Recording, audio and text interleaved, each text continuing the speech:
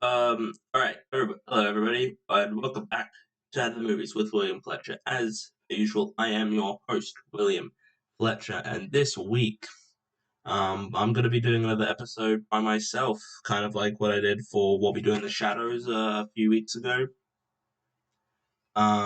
So it's gonna be me talking, and I'm gonna try and for these episodes where it's just myself talking, just by myself recording an episode or like when I'm if I do one on my lists or something like that. They're gonna be not as long due to the fact that it's not as interesting to have one person, but I think that I still think it's interesting. Um, but these won't be as long as my typical episodes. Um, but anyway, so yeah, this week I will be talking about The Prestige. I watched the film earlier this week, and just sort of general thoughts first. It's very, very good. I would put it as one of Nolan's best works. I'd probably put it as my third favorite. I'd put Dark Knight Memento over it personally, but I still think The Prestige is a really, really good film. Um, I don't know if I might delve into some spoilers, but um, yeah. So it is legitimately a really really well made film on just sort of every level. Honestly, I think it's got perfect like setup and payoff, and so every now and again I might take it through, but I think that I mean just the concept alone. Mm, sorry, just having a sip of water. Just the concept of these two sort of for those who don't know, I will go into spoilers. But if you don't know, or you just don't care, basically it's about two rival magicians played by Christian Bale and Hugh Jackman, and they basically sort of compete in a series of one-upsmanships, magic trip, magic tricks, sorry, magic tricks, and just sort of what they go to, and um yeah, it's just sort of like it's just sort of the one-upsmanship and the sort of lengths they go to prove that they are the better magician. I'm just sort of yeah, this episode won't be as long as usual ones because of just myself, but I'll still talk for a little bit. So I guess I'll just start with I think it's a very well acted film. From just sort of the entire cast. The opening scene is a really good scene of like the sort of setup of it's a really good so the basis of the opening scene it's Michael Caine and he's doing a magic trick with a little girl.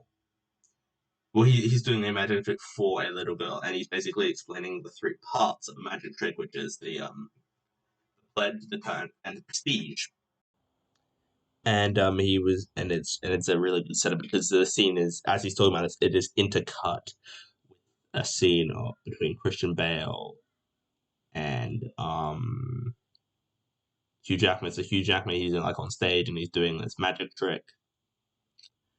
And he's doing this magic trick. And Christian Bale is sort of undercover and he's sort of like hiding it and then the magic trick happens and it sort of ends with Hugh Jackman dying, basically. Again, I did say spoilers earlier, so if you haven't seen the film, you should go watch it. And so the film, so the film has sort of got various different time jumps. So the beginning is like towards where the end of the story would be, but then it goes back to different parts, and that's sort of one of my sort of minor gripes is it was a tad confusing the order in which things happened. It sort of wasn't very clear. It just sort of just jumped and just sort of happened. Um, and I did find that very interesting, very confused, a tad confusing. What like at the beginning, I sort of got used to it, but at the beginning, it's very it's yeah, very, it was yeah. I think the film sort of it's I think it's a really interesting analysis of sort of what people will go to be considered great. I would argue like it sort of is basically they do this whole thing of one-upsmanship and they're all and there's sort of a scene earlier where um Christian Bale and Hugh Jackman they're like these two guys who do a magic trick with this woman and they have to tie her up so like she's like so they're all in on the act and so they tie these knots on her to like ropes on her and she's dropped into like glass um like those big like glass like cases filled with water but she gets out this time she doesn't get out she's like stuck and so they have to smash it open and she ends up dying and Hugh Jackman blames Christian Bale for that. And then there's the sort of funeral scene, and they sort of ask him what knot did he tie, and Christian Bale he doesn't know. And that comes back later. And so yeah, they're all doing these different magic tricks. Um, and so there's one where Christian Bale's character is doing the there's like a training. It's like the catch the bullet trick. So basically, sort of he explains how it's done, and then Hugh Jackman is there, and he's the one who has to shoot Christian. But he shoots him in the hand, and again, this sort of just keeps going. This sort of continued game of one-upsmanship to a point that it gets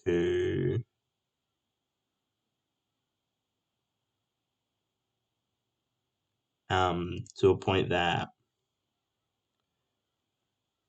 basically Christian Bale does this certain magic trick, and Hugh Jackman, and then for a decent portion of the film, Hugh Jackman is then sort of obsessed with over like how he did this magic trick, and it's like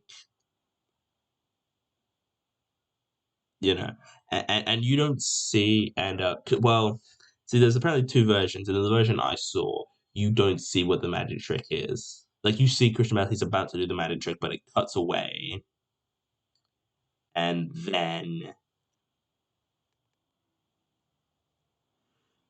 it's like two. So, so it's a magic trick, but it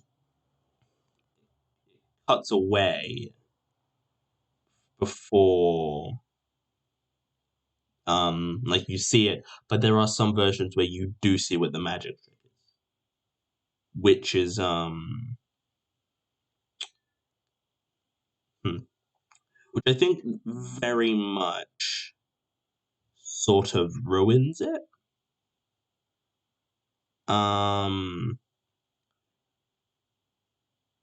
like if you sort of very simply if you see the magic trick you kind of because the film ends with a twist as does a lot of Nolan's work. Um and basically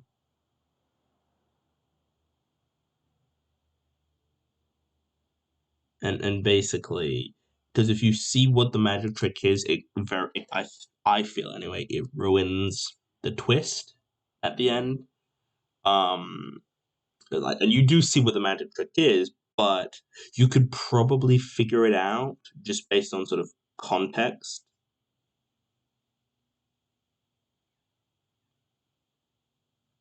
um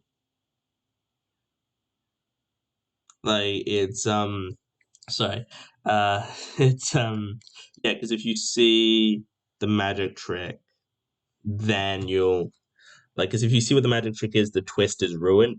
But I think like because you can sort of figure it out. Like I was figuring it out. Like it basically again spoilers, but if you haven't seen the film and you don't care, so basically the magic trick is he it's like a sort of classic like he walks through at one door and then he comes out the other door. So basically, there's this door, he bounces a ball, closes the door behind him, and the other door opens where he reappears and he catches the ball. Um, and so Hugh Jackman is sort of obsessed, and Michael Caine's character, who again is very good at overall, the cast is really, really good in this film. Michael Caine is like, oh, it's just a double, but Hugh Jackman doesn't think it's that simple, and so he just obsesses.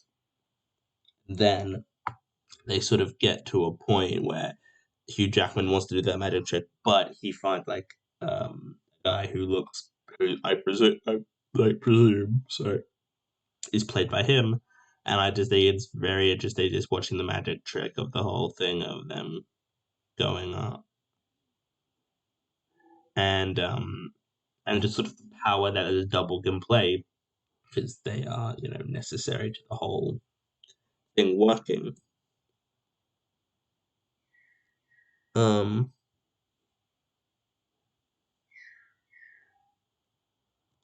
and so yeah, I think this film really sold me on Hugh Jackman as an actor. I've seen him in some things, but I've never thought he was amazing. Like I thought he was like a good actor, but he wasn't like amazing. He was always just a good actor. But this film really has sold me on the fact that he is a really, really good actor. Like he is legitimately like this performance really sold me on him, and I just think he gives a really good performance.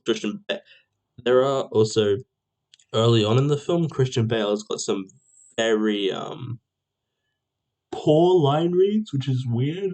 Like because Christian Bale as an actor is like one of my favorite actors. He's a legitimately phenomenal talent. Um, but just some of his line reads early on in the film felt very like he just was sort of saying the lines, but he wasn't like sort of enunciating and doing like what you meant. Like when reading lines, you sort of had to add emotion to it, and he wasn't really doing that. But he more than made up for it throughout the rest of the course of the film. Um, that oh god, sorry, I'm a bit tired. Anyway, so yeah, so then yeah, it's very just interesting that the film also sort of tackles um just sort of the film very much it's a very dark film when you think about it because I guess sort of jumping to the end basically Hugh Jackman well he meets Nikola Tesla played by David Bowie who I think is really really fun. He's not in it a massive amount but he's like key to the film and he's somewhat uh, important to the whole thing and so that yeah so he's like sort of key and important to the story. And in fact Christopher Nolan like when he was casting for the film basically said he would not do the film if David Bowie wasn't Nikola. That's what he said. So like so basically he was sort of annoyed and harassed um Nikola Tesla until Nick not Nikola fucking dicks. And he harassed and annoyed David Bowie so that he could play Nikola Tesla. That's better. Um and I think that yeah, he's a very crucial part of the film. He's not in the film much, but he is crucial to the film. Because if you don't have him, and it kind of just doesn't work because he makes he makes the teleportation device that Hugh Jackman uses, and you know, and Andy Serkis also was in the film briefly, who I think was really really good and quite a bit of fun. I think it's just weird because Andy Serkis doesn't usually do those kinds of roles. He's always in mocap, always like Gollum or King Kong or those kinds of performances. And I think he's probably the best at those kinds of performances and mocap and stuff because he's like because he's because that's just sort of what I think is it. I think it's fair to say he sort of pioneered that way of like acting. If you call it, I would argue it's acting. Like it's acting, but it's like with mocap, and you've got to do a lot more to it because you've got to have like certain. Because when he's like from the Planet of the Apes films he's done, he's got to sort of be like an ape who's sort of going to walk around and move like an ape would. And I just think he really sells. It's really you know. Oh God, sorry for the yawning. Jesus Christ. Um, yeah, it was just very interesting to see. Um, like, and Eddie Serkis, just as a real person, not in mocap, not a mocap suit or anything like that. Um, yeah. So jumping towards the end, the film is like it is honestly really just dark and depressing, honestly, but like because of the way that throughout the course of the film, Christian Bale, because Christian Bale's character, he gets married and he has a kid, but there's some days where he's an absolute douche, and other days he's not, and you sort of don't understand why until the end. I will. Um, and I think that just the okay, I'm just gonna jump to the end because that's sort of the main part. So the ending of the film, basically, well, so we'll get towards the end. Hugh Jackman, he finds the teleportation device that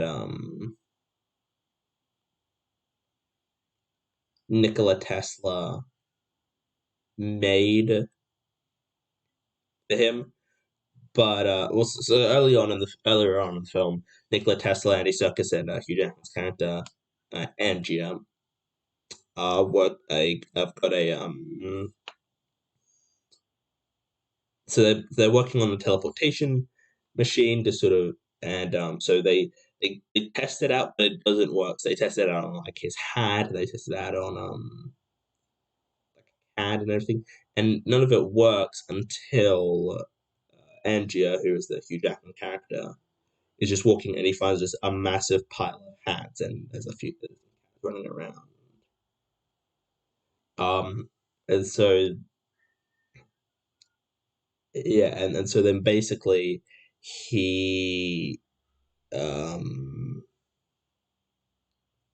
so yeah, so then he's sort of um like he's sort of so basically he essentially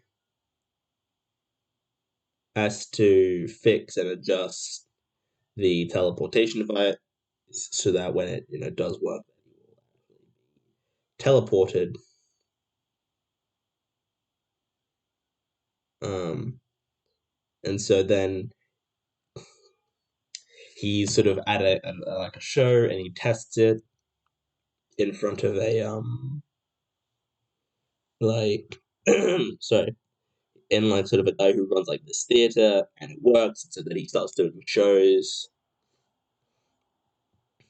and then and then it sort of gets to a point where he gets to and then the film sort of catches up to the beginning of the film where he's doing this performance and he falls in the glass of case of water while Christian Bale's character Alfred, I should have mentioned, is Alfred is there, and he's trying to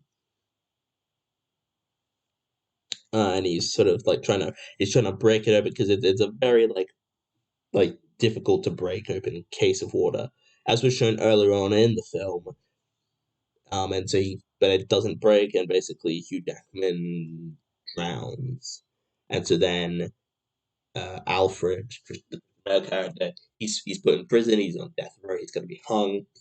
So he's in prison, and people keep meeting him. And then his little girl comes over with a man who is Hugh Jackman, and it's Hugh Jackman sort of in disguise, but it's sort of because also the two characters, Alfred and Angie, are two sort of different kinds of people. Alfred is more of a working class kind of guy, and Angie is more from a high society kind of guy, basically. So it sort of revealed that he was this kind of guy all along. He was sort of like a stage name, I guess.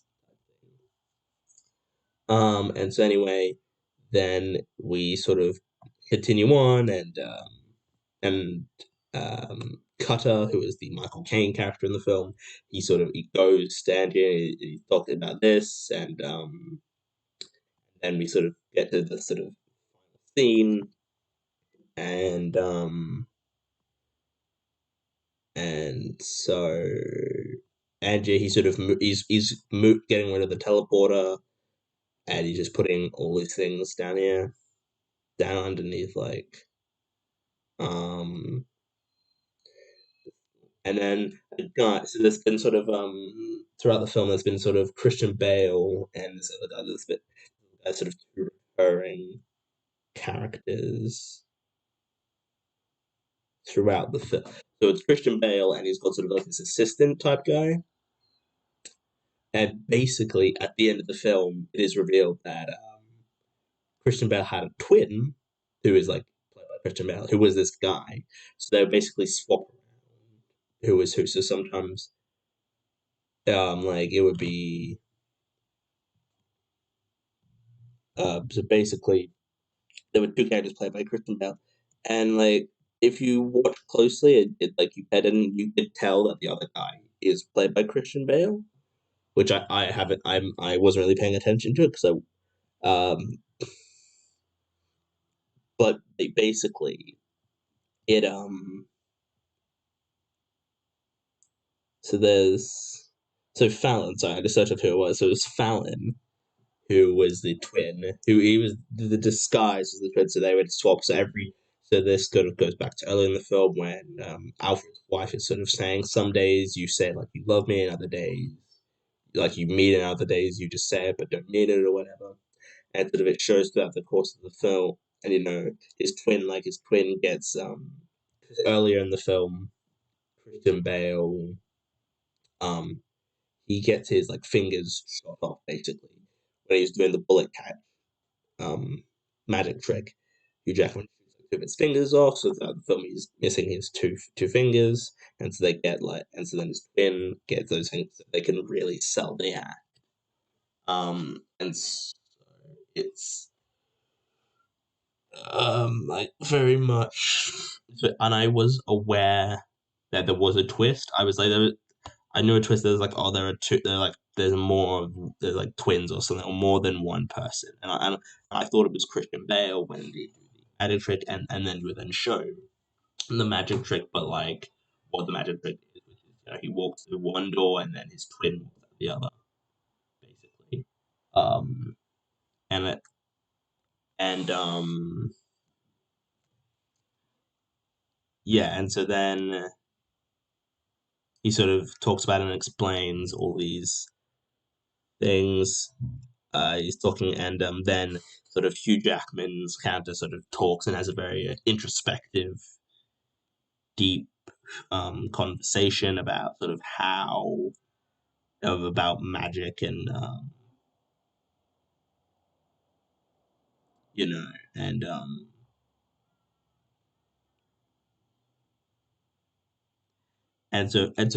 also Alfred, he shoots Hugh Jackman as he's explaining all this, and they have a very conversation. Um, there's a really good sort of quote here from Andrew, which I'm going to read for you. There's a body sort of talking about how Angie did all these terrible things, and he spent all this money, and he did it all for nothing. And then Angie says this: "Nothing you never understood, did you, why we did this? The audience knows the truth, that the world is simple. Miserable, solid all the way through, but if you could fool them, even for a second, you could make them wonder. Then you got to see something very special. You really don't know. It was the look on their faces." And then he falls over dead. Um, and and then so Borden, he just leaves the where the whole place is. Um, and so like, and so also at this point there's sort of another twist that basically what's been happening is with Angia, and he's doing his sort of teleportation trick. Basically, it creates another version of himself. But so there's two versions of him at a time. It doesn't actually teleport. It just creates another one of him who just appears at random, and the other one falls into like a tank of water beneath the stage where they are drowned, killed. Um, and basically, and so there's sort of a discussion, or maybe I guess kind of a discussion on it, like who was the real Robert Angier. And like they all are Robert Angier. It's just the first one, like the original one, who is like dead by this point because because when he stands on the teleporter, he doesn't move. He stays there, and the others just created. Um, and so that's basically the twist. And so like the final shot. So basically, they're down in this like underneath the theater, and Christian Bale's character is sort of looking around, and like the final shot is overlaid with Michael Caine sort of repeating the same, or like a sort of I guess you could say like a remix, the reprised version of the opening sort of explanation of the three parts of the magic trick. He's doing the same thing, sort of talking about that again. And the camera pans over, and the final shot is Robert Angier, or one of the Robert Angiers in one of those glass things of water, which is honestly a somewhat haunting shot. Just the image of a dead Robert Angier in one of those like one of those cases of water. It's a really haunting shot, and it's a really like haunting, depressing ending, honestly. And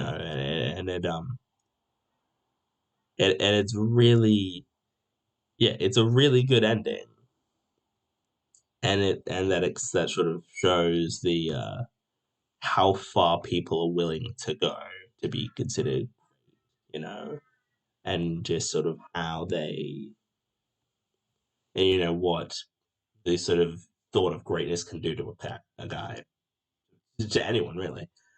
And yeah, the ending is really good. I throughout that entire ending, I just sort of had my hands on my mouth, just sort of very like shocked, and just sort of like, what is going on? And that final shot is so good. Like this, I would love to do like this might be one I redo in future to have like more multiple because I think there's like a lot of really good conversation that could come from this. but I'm just doing this episode because I sort of wanted to talk about it, and so this will be a proper episode. But I will. There's a possibility I will redo it in future with some guests on to have a real in depth conversation about the whole thing. So that's sort of it mainly of what I wanted to talk about for this. I should probably put a rating on it. I give the film. I mentioned a little bit earlier a couple of problems I had with it. I thought Christian Bale had some very poor line readings, and the time sort of jumps felt very weird and inconsistent. But other than that, that's like sort of my main problems with it. So for me, this is a 9 out of 10. A one of a really really great film, one of the best films probably of the 2000s, I would argue. Just really really phenomenal piece of work. So yeah, that's pretty much it really. Follow me on Letterboxd at William F, and you'll see all my ratings for all my film. Um, Follow the podcast's Instagram account, sorry, rather, which is sorry, at the movies Will Fletcher. Like us on Facebook at uh, movies with William Fletcher, and that's pretty much it, really. Thanks for listening.